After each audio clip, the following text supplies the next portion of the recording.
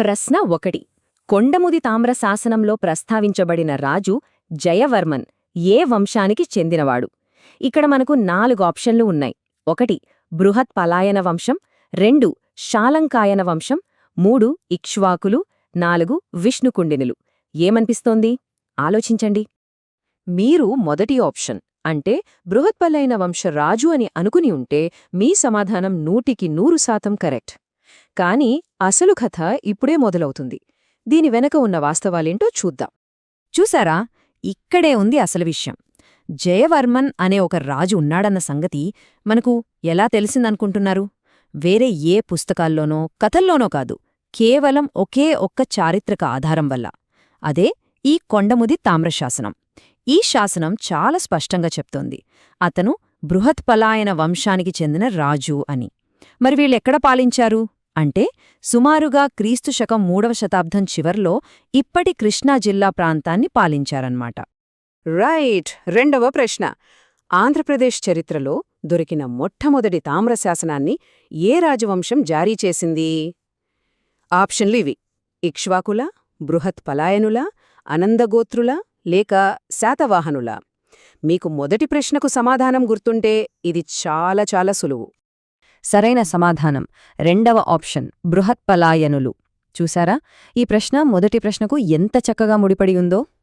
జయవర్మన్ జారీ చేసిన ఆ కొండముది శాసనం కేవలం అతని గురించో వాళ్ల వంశం గురించో మాత్రమే చెప్పట్లేదు.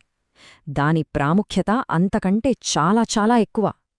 అదే ఆంధ్రప్రదేశ్ చరిత్రలో మనకు లభించిన మొట్టమొదటి రాగిరేఖ శాసనం. ఇదొక చారిత్రక మైలురాయిలాంటిది.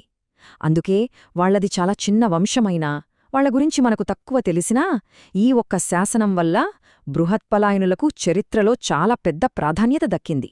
ప్రశ్న 3. బృహత్పలాయనుల చరిత్రను మనకు తెలియజేసే ఆ కొండముది శాసనాన్ని ఏ భాషలో వ్రాయబడింది? ఆప్షన్స్: పాళీ భాషలోనా, ప్రాకృతంలోనా, సంస్కృతంలోనా, లేదా తెలుగులోనా? దీనికి సరైన సమాధానం రెండవ ఆప్షన్, ప్రాకృతము. ఆ కాలంలో ప్రాకృతం చాలా ముఖ్యమైన భాష. అసలు ప్రాకృతమంటే ఏంటి? సింపుల్గా చెప్పాలంటే ఇది ప్రాచీన మధ్యయుగ భారతదేశంలో సాధారణ ప్రజలు మాట్లాడే భాషల సమూహమన్నమాట. సంస్కృతం పండితుల భాష అయితే ప్రాకృతం ప్రజల భాష. అందుకే తొలి రోజుల్లో వేయించిన శాసనాలు చాలా వరకు ప్రాకృతంలోనే మనకు కనిపిస్తాయి.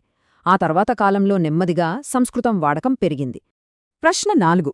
బృహత్పలాయనుల వంశంలో మనకు కనిపించే ఒకే ఒక్క రాజు ఎవరు? ఆప్షన్లు: 1. జయవర్మ, 2. రెండవ మనుమసిద్ధి, 3. కందారవర్మ, 4. దామోదరవర్మ.